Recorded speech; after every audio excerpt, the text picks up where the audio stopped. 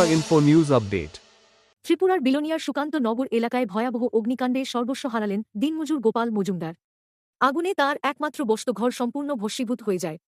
ঘটনাস্থলে পৌঁছাতে দমকল বাহিনীর সমস্যা হয় খারাপ রাস্তার কারণে এবং আধুনিক সরঞ্জামের অভাবও সামনে আসে। ঘটনার সময় বাড়িতে কেউ না থাকায় আগুনের সঠিক কারণ এখনও জানা যায়নি। বিদ্যুতের শর্ট সার্কিট বা অন্য কোনো কারণ সবই খতিয়ে দেখা হচ্ছে। 3টি সন্তান নিয়ে এখন আশ্রয়হীন অবস্থায় দিন কাটাচ্ছে পরিবারটি। খবর পেয়ে ঘটনাস্থলে পৌঁছান বিলোনিয়ার বিধায়ক দীপঙ্কর সেন। তিনি পরিবারের সাথে কথা বলেন এবং সাহায্যের আশ্বাস দেন। পাশাপাশি মণ্ডল সভাপতি ও পঞ্চায়েত সমিতির চেয়ারম্যান পুতুল পাল বিশ্বাস পরিবারটির পাশে থাকার প্রতিশ্রুতি দেন এবং সরকারি সহায়তার জন্য সংশ্লিষ্ট দপ্তরের সাথে যোগাযোগের আশ্বাস দেন। এলাকাবাসীদের অভিযোগ, রাস্তার বেহাল অবস্থা ও দপ্তরের অব্যবস্থাপনাই এই ক্ষয়ক্ষতির বড় কারণ। সুকান্তনগর। আচ্ছা দাদা, এই যে অগ্নিসংযোগ সেটা কার বাড়িতে হয়েছে? এটা আমার ছোট ভাইয়ের ঘর। ছোট ভাইয়ের নাম কি? গোপাল মজুমদার। কি করেন তাই?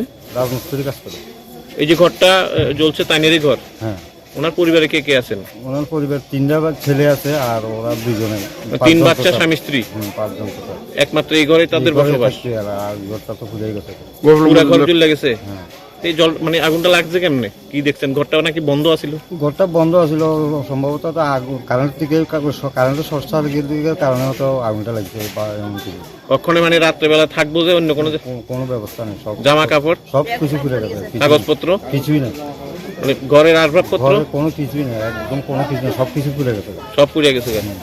তারা বাড়িতে কেউ আসছিল না? তারা বাড়িতে কেউ আসলো না, এরা ওই আজকে কীর্তন চলো, কীর্তনে গেছিল সবাই, উৎসবে গেছিল। গোপাল মজুমদার কি করে? রাজমিস্ত্রি কাজ করে। Subscribe to Tripura Info and press the bell icon so that you never miss any latest updates and news on Tripura.